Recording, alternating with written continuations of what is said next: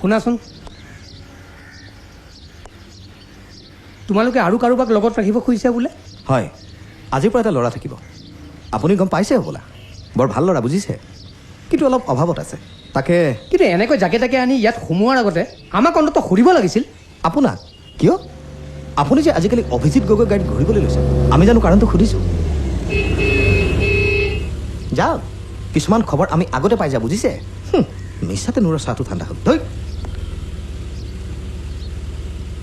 আমাৰনো কি, 2-3 মাহৰ ভিতৰতে নিজৰ ঘৰলৈ যামগৈ। মোৰ আচলতে আপোনাৰ বাবেহে চিন্তা হৈছে। মোৰ বাবে? নহ'ব, সেই দুটা ওচৰতে নাই। আমাৰ এওঁটো মোক এইফালে আহিবলৈকে নিদিয়ে। শুনিছোঁ এতিয়া বোলে আকৌ এটা গোটাই লৈছে। অঁ, ল'ৰাজন তেওঁলোকৰ লগত থকাৰ কথা, M.Com ষ্টুডেণ্ট। থক আপুনিহে তেওঁলোকক ইমান বিশ্বাস কৰে। হয়তো কৰোঁ। তেওঁলোকৰ লগত হয়তো মোৰ এটা সম্বন্ধও গঢ়ি উঠিছে, আৰু সম্বন্ধ হ'বলৈ হ'লে বিশ্বাসটো থাকিবই লাগিব।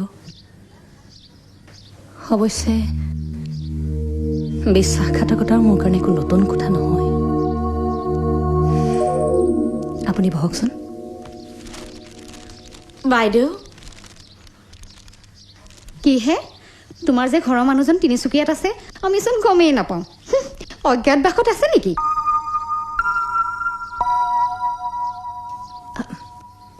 গুণদা, তুমি আৰু দেৰি কৰিব নালাগে। নুৰকা টিকটটো দিলেনে? আমাৰ নাৰ্ছিং হোমৰ নাম্বাৰটো দিছোঁ নহয়, গৈ পাই ফোন কৰিবাগৈ। ব'লা, পদুমে তোমাক ষ্টেচনত থ'বলৈ ৰৈ আছে।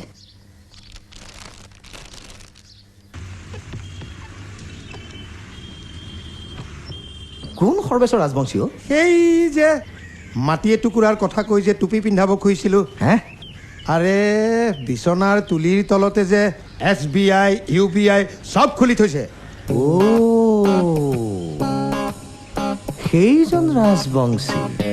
গুৱাহাটী টেক্সনীয়া মাটি পাগল নেকি?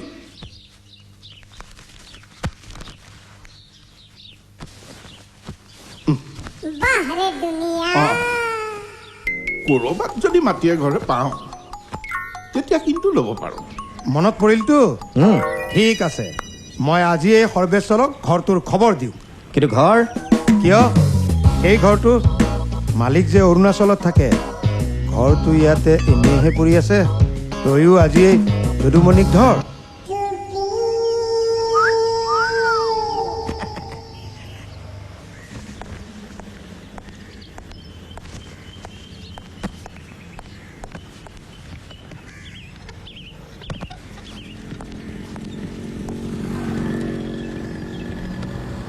ধৰি দিম নেকি? নাই, ঠিক আছে।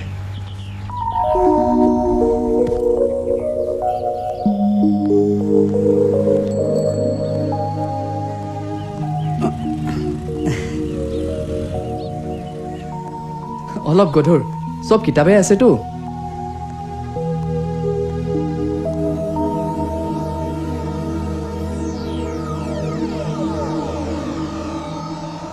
অঁ, তই কেতিয়া আহিলি? এই মাত্ৰ। নুৰকা ক'ত? নূৰ আজি এটা নতুন প্ৰজেক্টত হাত দিবতো, সি গ'লেই, মইহে তোৰ বাবে ৰৈ আছোঁ। বাৰু, অঁ, এটা কথা হ'ল নহয়, আজিতো দুপৰীয়া খোৱাটোৰ কি কৰ?